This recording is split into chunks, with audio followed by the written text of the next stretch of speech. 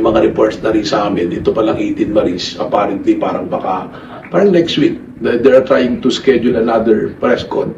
More or less, sir. Mga 100 daw yan eh. So, Kabahan na dito si Bonget na nakangiwi ang panga. Dali talaga to naman, no? Ito na nga ho yung sinasabi natin. 100 ex-militar lalabas na upang pagtibayin ang affidavit at isiniwalat ng 18 dating mga sundalo. Sabihin na po natin kasi papalagpag ex-marine ang mga hinayupak. O paano na ito? Mga bubunistang, tanganistang, loyalista ni Baki na hambugira. Sandaan na to talaga, hindi lang 18. Sakit ng ulo ng mga hinayupak na to, no? Nung una, isa, si Orly Gutisa. Nawala si Orly Gutisa dahil tinago ni Tambaloslos. Lumabas yung 18. Ngayon, yung 18, sinisira ni Panfilo Lacson. Ito talaga, 100 na po ito. Ito pag-usapan rin po natin. Ito pa. MILF, MNLF, at dating mga PNP official magsasanib puwersa para suportahan ang 18 ex-marines. So, hindi na to 18. Mga 180 na to. Anak ng kagwang sakit ng panga ni Junior dito. Magandang gabi po sa ating lahat. Palike po muna, pa-share, pa-subscribe. At pakipindot po ang inyong notification bell para lagi po kayong updated sa ating mga video. At Bizdak Historiador po. Suportahan po natin pangalawang YouTube channel ko po. Ito na po ang ating pag-uusapan. Makatutok tayo lahat dito po sa mga retired militar. No? 18, madagdagan po, isa, madagdagan ng 18 at ngayon madagdagan ng 100. Ang dami nito, no? Plus. May mga MILF, MNLF, ex-PNP, sanib puwersa, sumuporta at pumirma po sila ng manifesto. So ano kaya ngayon? Di nanginginig ng yagbuls ni Ngagba dito.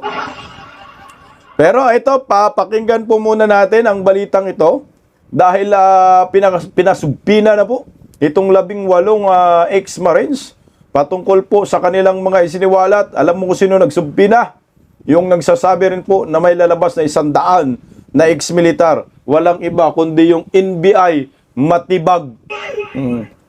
Rider din to. Pakinggan po natin ang balitang ito. Subpina na ng National Bureau of Investigation ang 18 individual na nagsilbi umanong bagman ni resigned Congressman Zaldico. Ito ay kaugnay ng investigasyon sa aligasyong mahigit 800 bilyong piso ang kanilang na-deliver sa ilang matataas na opisyal ng gobyerno mula 2022 hanggang 2025. Si Cherry Light sa report. ang ugali. Kinumpirma ni NBI Director Attorney Melvin Matibag na pinasisipot na sa susunod na Miyerkules ang 18 nagpakilalang dating miyembro ng Philippine Marines na nagsilbing security aid at bagman umano ng dating kongresistang Zizaldeco. Ayon kay Matibag, inatasan ng NBI ng Office of the Ombudsman na magsagawa ng investigasyon sa mga pahayag ng mga nagpakilalang ex-Marines. Kabilang sa sisiyasatin ng ahensya ang kanilang pagkakakilanlan, background at kredibilidad. Gayon din ang lawak ng kanilang personal na kaalaman at posibleng partisipasyon sa mga ibinunyag na aligasyon. Una nang hinimok ng NBI Director si Attorney Levy Baligot ang legal counsel ng mga voluntaryong isumite sa kanila ang affidavit ng mga dating sundalo upang magsilbing bahagi ng ebidensya sa isinasagawang investigasyon. Binigyan diin ni Matibag na ang layunin ng hakbang ay tiyakin ang maayos na proseso ng batas at hindi upang baliwalain o i-discredit ang ibinunyag ng kampo ng mga nagpakilalang ex-Marines. Anya,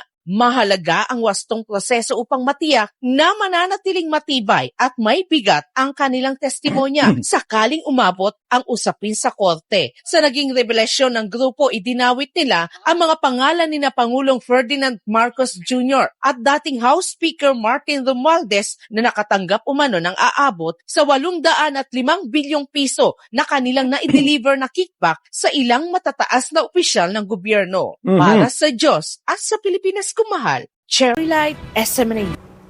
Ako sa akin, wala akong problema dyan eh. Na pinapatawag ng NBI itong 18. Mas okay para magiging consistent, yung consistency ng kanilang affidavit nandun pa rin at hindi po nila itatanggi. Kung ano po yung presko nila at kung ano po yung ibinigay nilang affidavit doon sa ombudsman, ganun din yung affidavit na ibigay nila dito sa NBI para makita po yung pagiging synchronized po nila. Pero sa akin din naman, anak ng kagwang kasi, itong NBI ay hawak man ito ni Bangag. So ano po ang asahan mo sa investigasyon ng NBI? Yan lang din ang questionable. Kasi kung pinapatawag lang po itong mga retired Marines, mga pinagsubpina para sirain ang kredibilidad, mantakin mo, iimbestigahan daw, i-background check itong 18. Anak ng kagwang. Bakit yung 18 ibang background check? May kinalaman ba sa kanilang isiniwalat? Ang dapat nating imbestigahan yung kanilang mga isiniwalat na personal knowledge po nila yan. Yan ay matibay na ebidensya na patunay na nag-deliver ang mga ito kay Martin Romualdez, Bongbong Marcos, ibang executive official, mga USEC, secretary, kasama na po yung malitagang dyan sa Kongreso. Yan ang pinakamatibay na dyan, na statement nila. Siguro kung ipatawag, wag naman sirain. Kasi nga, ang dapat imbestigahan natin at i-background check ay yung mga tumatanggap ng mali-malitang pera. At tingnan po natin kung magkano po yung saliin nila. Kasi nakakatakot yung mga saliin nila, kagaya ni Tambaluslos at ni Bongbong Marcos. From million to billions, anak ng kagwang. Di ba sila nahiya sa kanilang mga pagmumukha? Yun dapat, no? Pero anyway, marami pong sumuporta dito sa mga ex-Marines na talagang bumuhos ang kanilang suporta dito at iyan po ay magpapalakas talaga ho dito sa mga retired Marines na ngayon ay magiging may 100 daw na lalabas. Naglabas po ng manifesto to support itong MILF and MNLF, ex-PNP, nagsanib pwersa po sila para suportahan itong mga ex-Marines. Dapat naman talaga, saan po nanggagaling po yung post na yan? Galing po mismo kay General Attorney. Kay Attorney Romeo Poquis. Chinik ko po yung kanyang FB page kasi yan po ang kumakalat na poster. Napag-alaman ko po, hindi lang po MNLF, kundi kasama rin po ang mga MILF. Patay tayo dihanyor. Ito, no? Gumawa po ng manifesto po sila. Ito po yung post ni Romeo Poquis. Ang daming pangalan eh. Ito muna, ayon sa post ni General Romeo Poquis, our Muslim warriors, brothers from the Moro National Liberation Front, ito MNLF, are supporting the 18 Marines. So itong mga official po ito ng MNLF. Excuse me po, I think ito po yung kay Norme Suare. Yung mga official na lang kasi pinangalanan man niya, pero ang dami po ito, kasama po yung hindi official. Top officer si Daton Sabidra, Lieutenant General, MNLF, Dimasalang Yucalano, Mama. Huwag na natin kumpleto ng apelido, Mama Chito Romeo, H. Norodin, Yocolano, Dani, Rashid, Mike, Raul, Abdul Hamid, Dato, Jubran, Dato, Duma, Nasir, Taha, Adtis. Kung gusto niyo po makita ang kompletong kumpletong pangalan, puntahan nyo na lang po ang post ni General Romeo Puques. Yung mga nabanggit ko po, yan po yung mga top officers ng MNLF. Sumuporta po sila sa 18 retired Marines. Ito naman po ay teka lang. Ito naman, meron din po siyang post na wait natin. Ito MILF, ang dami. O sabi ni Romeo Puques, our MILF, Moro Islamic Liberation Front, Brothers Warriors are supporting the 18 Marines. Ang dami po, grabe. Anak ng kagwang mga almost 100 plus. So yung MILF, na alam na po natin, no? Pag tiningnan po natin, malaking faktor po ito para sa mga 18 Marines na lumabas para magtestimonya at ipaalam sa buong mundo na hito kami. Alam namin yung nangyayaring panluloko ng gobyerno sa mga Pilipino. Ito na nga ho yung mga mali-malitang pira na dinideliver mismo sa mga tahanan ng mga buhaya ng Team Malita at mismo sa opisina ng House of Representatives at sa bahay ni Bongbong Marcos ayon sa kanilang affidavit. Paano to pampalakas loob? Pag sinabi mong sumuporta, hindi lang siguro to basta suporta. Kumbaga blood compact ho ito eh. Kahit anong mangyari, hindi po namin iiwanan itong 18 Marines. Mantakin mo ha. Kasama rin po yan yung mga retired PNP. Sumuporta rin po. At ito yung pinakamaganda. Meron ding manifesto ang mga militar, mga retired militar. Bukod pa yung lalabas na 100. Mamaya ay papakita ko sa inyo, papanood ko po sa inyo kanino po nang gagaling yung impormasyon na mayroong 100 na lalabas na ex-militar. O ito naman po ay manifesto ng mga pinaghahalo-halo na po ito ng mga retired army at retired PNP. Ayan, napakarami oh. Manifesto of Support, Retired AFP, PNP, Coast Guard, may kasama pang Coast Guard, no? And Armed Service supporting the 18 Marines. Isipin mo po yun. Ang dami nang sumuporta. Pag tiningnan mo, puro mga general. Number 1 na dyan sa listahan, si General Romeo Puques, General Carlos Kita, General Virgilio Garcia, Admiral Jose Garcia, ito yung Coast Guard. Admiral. Buti, may mga matitino pang mga dating Coast Guard. Oh.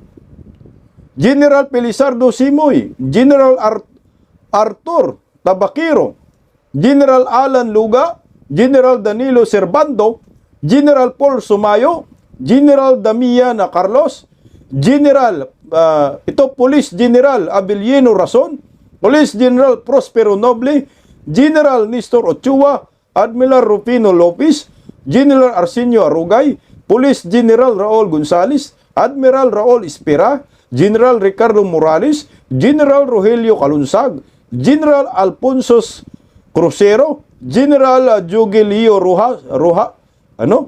Fuhas, Police General Wilson Victorio, Police General Federico Laxiti, Police General Mark Edison Bilarma, Chief Superintendent Warlito P. Daus, Colonel Jerry Jose, Colonel Segundo Mitran, ito si Mitran, Police Colonel Jonathan Kalang, Captain Edgar Kinsay.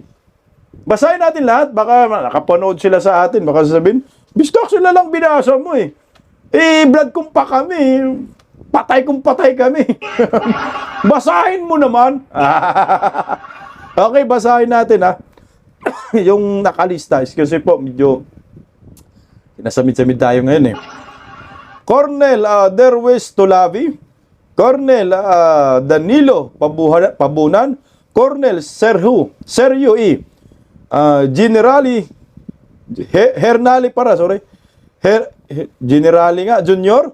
Corner Marlito Bautista. Police Corner Elwin Dice Fernandez. Cornel Efren Daki. Police Cornel Jean Wansu. Kala ko Jean Pajardo.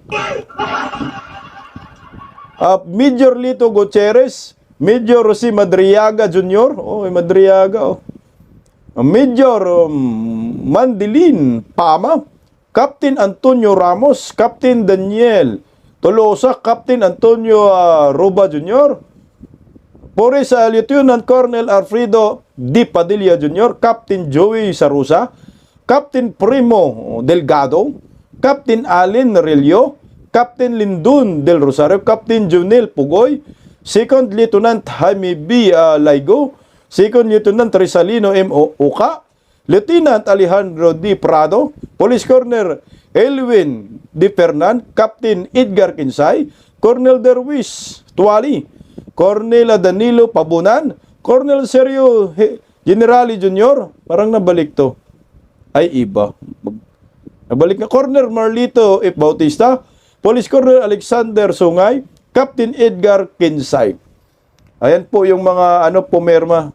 Nasaan si Dado? Wala si Dado Enriquez. Tignan natin basahin lahat. Ang dami. Nauubos yung hininga ko. Ayan. Alam niyo, nakakatuwa dahil meron pang buwis buhay pa rin ng mga retired general, no? Retired PNP, Coast Guard. May nagmamahal sa bayan. Ito retired. Paano naman yung mga aktibo? May pagmamahal ba kayo sa bayan? O umurong yung mga bayag ninyo? Mahiya naman kayo sa mga retired na nga ito. Kung tutuusin, pwede na po silang mamahinga na lang Tapos na nila ipinaglalaban ang taong bayan Pero kayong mga active, himod puwit kayo. No? Ano ba? Ano ba talaga tungkulin ninyo? To protect Bongbong Marcos? To protect Malitagang? Ay, awards na talaga. Napakawalang kwenta ng Pilipinas kung ganun kasi kayo naman yung inaasahan namin Bakit ganun? Dapat nga kayo ang nangunguna Kayo yung mag-neutralize sa nangyayaring paglilimas sa kaban ng bayan under Marcos admin na itong 18 ay talagang ang tapang na lumabas upang harapin ang hamon sa buhay. Mantakin mo ito Meron na akong ipi-play na video. Kung hindi pa naman mga bungol, itong mga active, tawa ng tawa, itong mga active general, sa mga sinasabi ng mga ex-marines, anak ng kagwang, ulitin namin uli ito. Pakinggan po ninyo. Baka merong nanonood na mga active na mga sundalo dyan. Hindi ako nagsasabi na mag-kudita kayo Ang point ko lang dito, mag-warning kayo. No? Galaw-galaw, baka ma-stroke. Ang init ngayon Hindi ba kayo dito kikilabutan sa sinasabi nila?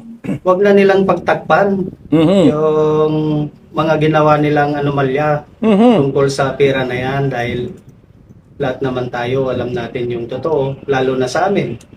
Saan napunta yung mga pera na halos mapuno ang bahay ni Kong Romualdez?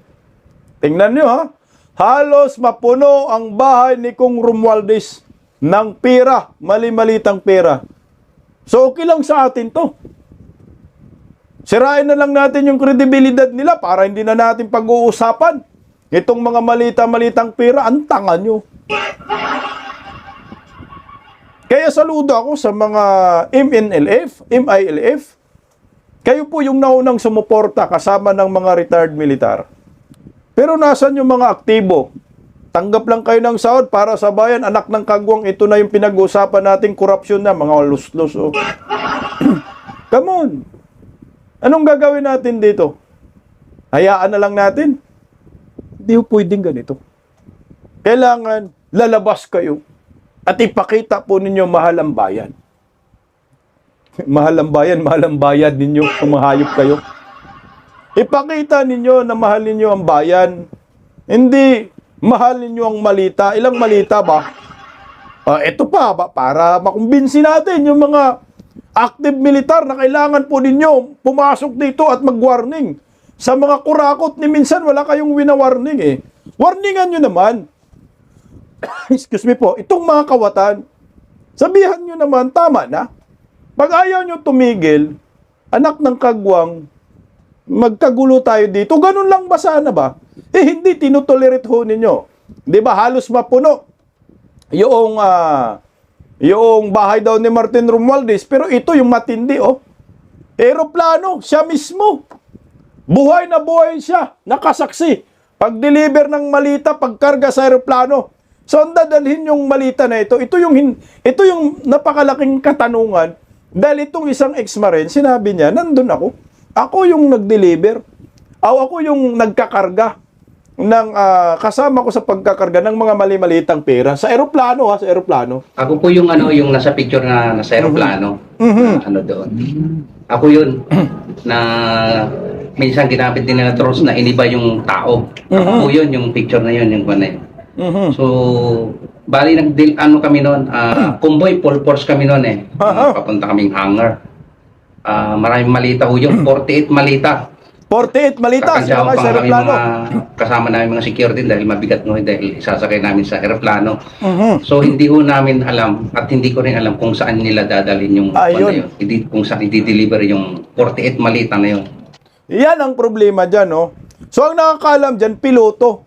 So, merong sumasalubong doon sa, eroplano. Pag landing ng eroplano, baka sa ibang bansa to, no? Sa offshore account. Anak ng kamuti, no? Ang ginagago talaga tayo. Eroplano, siya po yung, tao na nandoon. Mamaya, pakita ko po yung picture. Tuloy po natin, no? Yung sa aeroplano na dinala namin na. Kasi full force kami noon, mga security. Saka mga active na... Para lamang po magkarga ng mga maleta sa aeroplano. Pero hindi ho kayo kasama sa biyahe? Ay, hindi po ako kasama sa biyahe. Yun, kinarga doon sa, sa... Aeroplano. Yung kasama din ako nagkarga doon kasi security driver din ako. Kaya alam ko kung saan yun. Naagip nga yung yung malita doon. Ako po yun. Okay.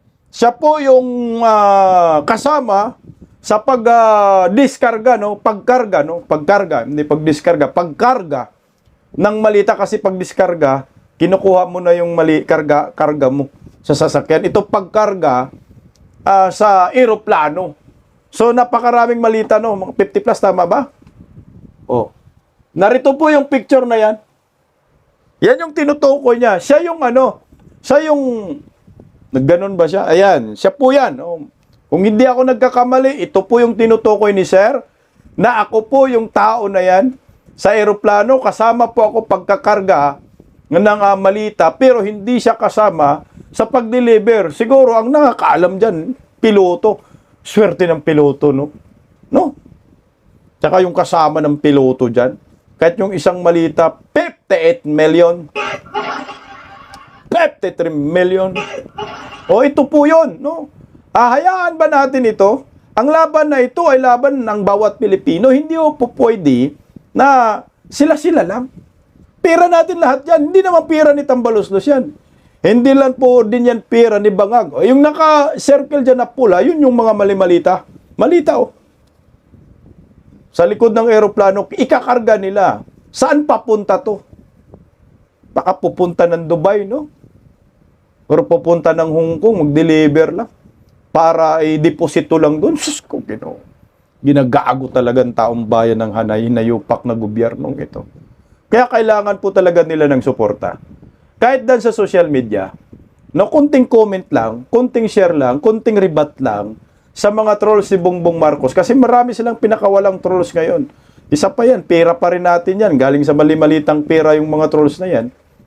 Pinambusal dyan. Tulungan natin, idipinsa itong mga retired Marines. Kasi sinisira po ni Ping Lacson yung kredibilidad. Sinisira ng NBI yung kredibilidad ng mga to. O ito, no? Sabihin na lang natin na, sinira ninyo yung pagkatao ni Orly Gutisa. Lumawas yung 18, sinira nyo naman. O anak ng kagwang, kamalas nyo. Dahil meron pang 100. Pero ang sabi nga ni Attorney Baligod, 200 ito sila. So 200 sila na nagdi-deliver ng mali-malitang pera. Kung saan nila dineliver, gamit ang eroplano, gamit ang helicopter, yan, eroplano yan ni Saldico. Gamit yung mga Lexus na mga mamahaling sasakyan, gamit yung mga Grandia na mga sasakyan para mag-deliver. Na ngayon gustong sirain ng Marcos admin, gamit ang NBI, gamit si Boying, na kahit umamin naman si Boying talaga na nagkita sila, tama yung affidavit ng mga ex-Marines, at si Panfilo Lacson, malamang sa totoo lang, hindi na po maniniwala ang taong bayan sa mga opisyal ng gobyernong ito. Tandaan po natin ang mga mukhang ito. Yan po ay mga miyembro ng malitagang sa Kongreso. Tingnan nyo yung mga mukha na yan. Mukhang mga malita. Kaya maraming salamat sa nag-effort, na kunin yung mga mukha nitong mga hinayupak na to. Baka mayroon kayong hindi nakilala dyan, pero halos lahat ng tao kilala po yan. Except lang yung isang babae na parang nakariban. Hindi ko nakilala yan eh. Yan Raul Manuel, Dong Gonzales, si Gabriela, Manex, Suarez, Alvarez, Laila Disaba, Paduano, ayan Garin, yan, miyembro ng Malitagang, Dan Fernandez, Luestro, yung si Paulo, Balbasarado, Erwin Tolpo, tahimik ka lang, Erwin Tolpo, hinayok pa kasama ka sa Malitagang. Yung Konghon, ang Konghon animal. Ano, payat na rin. Konghon ba yan? Sandro Marcos, Barbers, yawa na. Adjong, French Castro, Joel Chua, Pastor Jack, Martin Romualdez, Saldico, Kimirot. Meron ako hindi dyan nakilala, siguro 2. Sino ba yung mga hinayupak na yan? Yan yung mga tumatanggap ng mali-malitang pera. Yang mga yan din, sila rin yung gustong ma-impeach si Inday Sara. So kalimutan ito natin. Huwag natin kalimutan buang. Pera natin yan. Na ang tanging makapagpakulong sa mga animal na ito ay kailangan mayroong investigasyon na malinaw. Senate Blue Ribbon Committee, umalis ka na rin, Panfilo Lacson. Hindi pa kasama yung mga executive dyan, ha? At saka hindi pa kasama yung nasa Senado na tumanggap ng malita. Umalis ka na lang, Ping. Kung takot ka sumungag dito sa Malitagang dahil yung amo mo na deliveran din ng malita, si Tuta Soto, ipagkatiwala mo kay Senador Marcolita. Kasi marami nang nagagalit na taong bayan. Mantakin mo merong isang musikero. Sikat ho ito. Ang nanay niya ay nasa GME 7. 24 oras ang balita. Palaging tulog. Puro kasinungalingan. Walang katotohanan. Yan po sila. Si Mel Tiangco.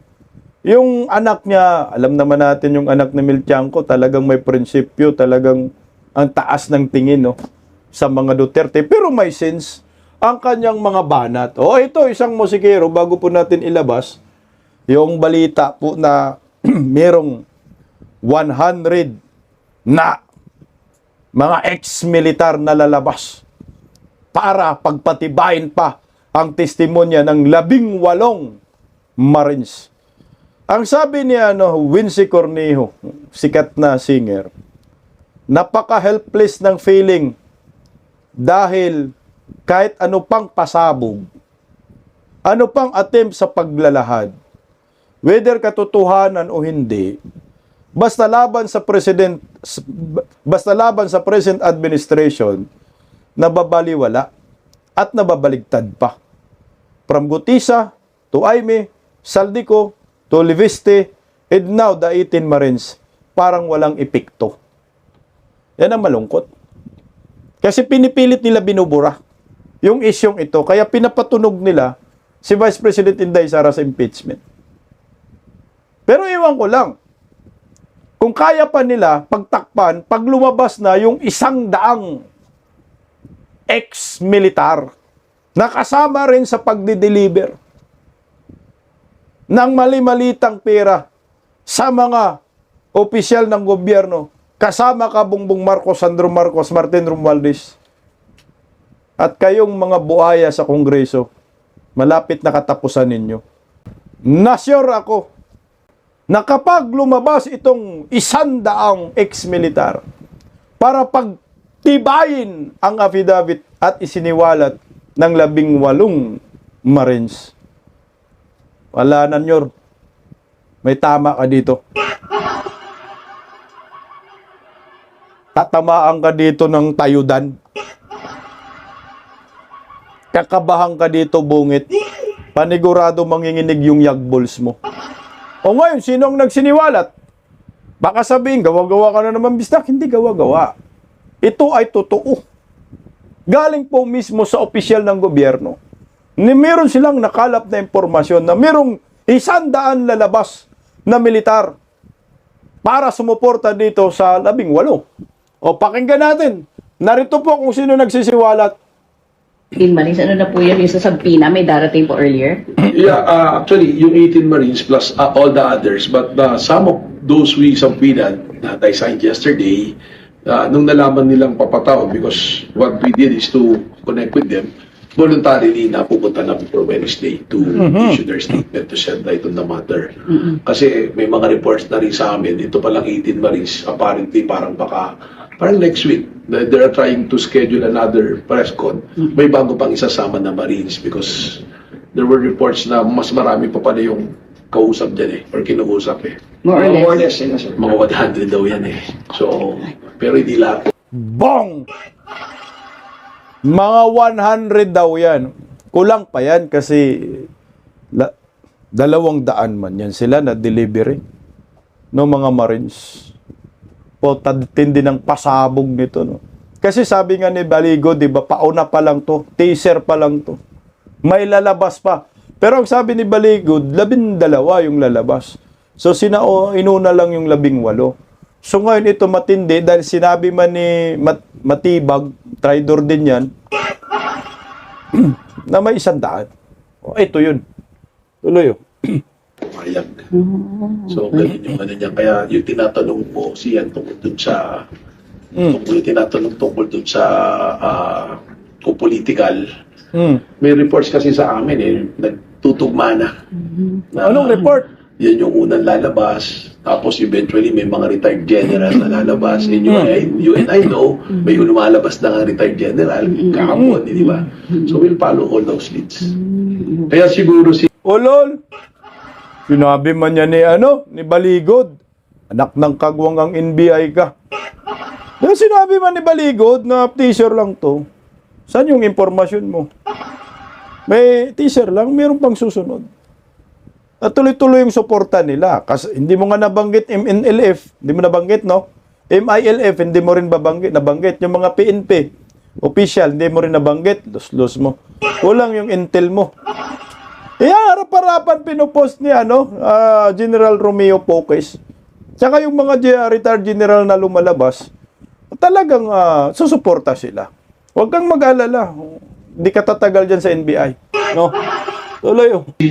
si Ombudsman nakakapagsalita na may tipping, they're looking for a tipping point or what. Kami naman, on our end, it's our duty to be very, very fair about this.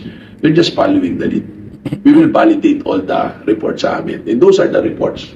I want to be very transparent kasi later on the public will have different set of views. Depende kung kanino nakakampi. So I want to be very transparent that initially when we were starting, there are already reports na mas marami pa dun sa 18 na yan. And meron niyang may mga design na and we will develop that. But let me caution you, if the claim of the 18 points towards the direction ng mga binanggit nilang tao, we will not hesitate to go after them also. At tatawagin din sila to explain, to look at the motivation. I understand some of them filed cases already. So, it doesn't remove naman sa amin yung mandate namin to investigate even if there are cases filed because we will complement kung ano yung mga nakafile na yun. So yung, event, sir, na hindi po sila pumunta sa web. Tangino Mino, wala namang problema niyan eh. Kung ipatawag nyo, di pumunta ang mga yan. Kaya nyo ba sila? Ako sa akin, goods din naman yan. O, yung patawag din daw nila uli, yung 100, kung mag-complement, yung, yung sasabihin ng 100 sa 18, sa ipasumpina po nila. Anak ng kagwang yung sumpina na yan, pwede mo nga hindi puntahan yan. Sa totoo lang eh, NBI lang naman yan, hindi naman korte yan eh. Kung hindi ka pupunta, mag-file kayo ng kaso.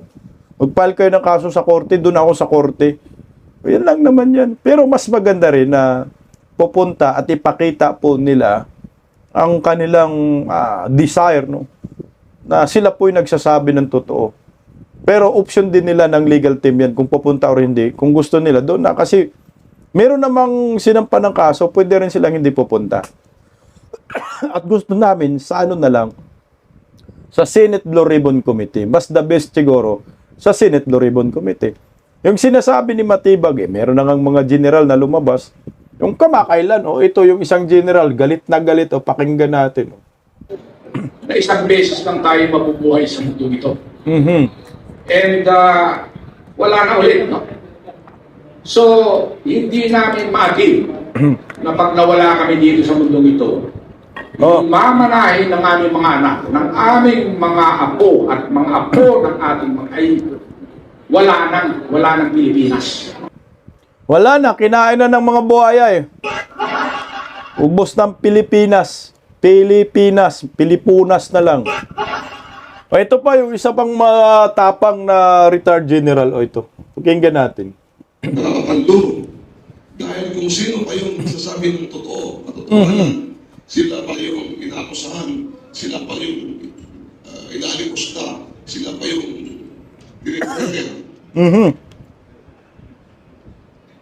Yung mga nag-utos sa kanila, yung mga nagpadala ng mga maleta, at saka yung mga tumanggap ng mga maleta, yung dapat ang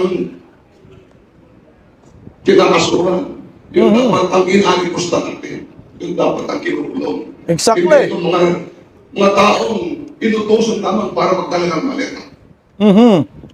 Kaya ang United People's Initiative, ang ating alliance sa ating mga iba-ibang grupo na allied sa United People's Initiative, ang Philippine Alliance for National Accountability, at marami pang iba, ay nagkaisa para bigyan ng parangal ang ating mga magigiting ng mga sundalo ito.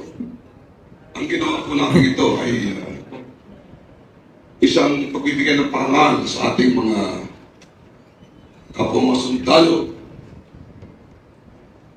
na walang ibang inisip, maging malagay sila sa panganib. Wala silang ini-expect na timpala o kapalit. Sila ay lumabas para isiwalat ang buong katotohanan sa nangyayari sa ating bayan. Malaki ang kapalit nito sa kanilang seguridad. Kaya nga wala sila ngayon dito dahil inaalagaan din natin ang kanilang physical security. Magigan pa man, dito natin nakikita ang isang Pilipino o mga Pilipino, kundi mga sundalo na ay handang ialay ang kanilang buhay para sa ikabubuti ng ating bayan. Marami nagsasabi sa kanila na sila raw ay tawag ito, dishonorable discharge. Pero hindi po yun ang issue. Sinisiraan sila, minamaliit. Pero hindi po yun ang issue. Ang issue po ay ang pagnanakaw ng ating mga politiko, ang mga leaders natin na ating pinagkaguluhan. Kaya, itong pagpapatuloy na ito nangyari sa ating bayan ay isang. So, unfortunately, sabi ko nga po, wala sila dito ngayon, maging ganun pa man, ang mga maraming mga retired Hindi lamang sa armed forces, hindi lamang sa sundaluhan, pati na ating kapulisan, pati na yung ating mga Coast Guard, yung ating mga PJFP, yung Bureau of Fire Protection, yung ating mga kaibigan, mga Muslim warriors, brothers, from Bangsamoro, ang ating mga kaibigan at kapatid na Muslim, from the New Moro National Liberation Front of MNLF, at saka yung mga Moro Islamic Liberation Front, kung saan sila mismo ay nagpakita ng pagkilala, pagpaparanaw dito sa mga sundalong naglahat nito mga kalokohan sa ating bayan. So muli mga kababayan, maraming salamat sa inyo at pagdating. At i-announce na lang po natin kung kailan po natin gaganapin yung aktual na nandito sa sila. Meron ditong representative ng ating Bangsamoro, Dato Alan, baka pwedeng magbigay ng konting pananalita ng ating kaibigan sa Bangsamoro. Ayan na po, galing na po mismo kay General Romeo Poques na MILF, NMLF, PNP, sanib pwersa na po, Coast Guard, para po suportahan yung 18 ex-Marines. So, bangan po natin yung 100 ex-militar na sa kanilang paglabas. Ano kaya ang reaksyon ni Bungit dito? Kusa na bang manginig ang Yagbols? O sasabihin na naman ni Chucky Claire, mga fake news yan. Mga sinungaling ang mga yan. Ay, los-los ninyo. Basta kami. Dito sa Bisdak Pilipinas, kasama ng mga subscribers ko na mga mababait at matatalino at may pagmamahal sa bayan, abaho. Kasamang mga DDS political vloggers, tuloy-tuloy po ang aming pagsuporta dito sa mga Marines na lalabas pa sa 18 Marines at matapang na mga MILF, NMLF, ex-PNP, mga military, retired generals, aba, tuloy-tuloy lang. Kasama ang mga civilian, kagaya po natin, na nagmamahal sa Pilipinas. Makakaraos din tayo. Alam ko, hindi natutulog ang Diyos. Kahit anong pagtakpan nilang isyong ito, tuloy-tuloy pa rin po ito, hindi ito makakalimutan ng taong bayan. Kahit kayong mga bayarang media, pagtakpan ninyo ito, hindi po kami titigil hanggat hindi mapanagot at lalabas ang katotohanan. Laban lang para sa bayan. Duterte pa rin. Paggising sa umaga, tanghali at gabi, nakikita ko ang post niya, ang hapdi. Paano nga ba to? Di ako makatanggi. Watch ko na lang at isipin ng mabuti. Bisdak Pilipinas. Bisdak, tinig ng katotohanan. Sa bawat vlog may laban sa kasinungalingan. Mulat ang mata, gising ang masa. Bisdak Pilipinas, para sa bayan, gumigising sa diwa. Sa likod ng kamera, tapang ang dala, walang sinasanto kung mali ang gawa. Hinay-hinay, pero palaban. Boses ng tao sa digital na labanan. Bisdak, tinig ng katotohanan. Sa bawat vlog may laban sa kasinungalingan. Mulat ang mata, gising ang masa. Bisdak Pilipinas, para sa bayan, gumigising sa diwa.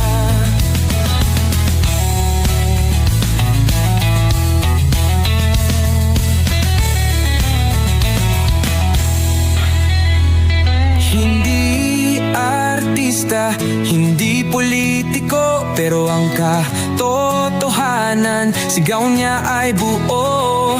Sa YouTube o Facebook man siya makita, may aral ka pa rin.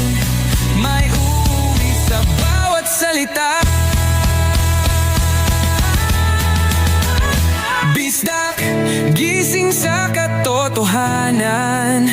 Di lang kwento, kundi panawagan sa bawat Pilipinong naghahanap ng liwanag.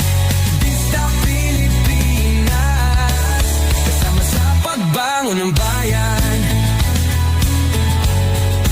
Pista Pilipinas,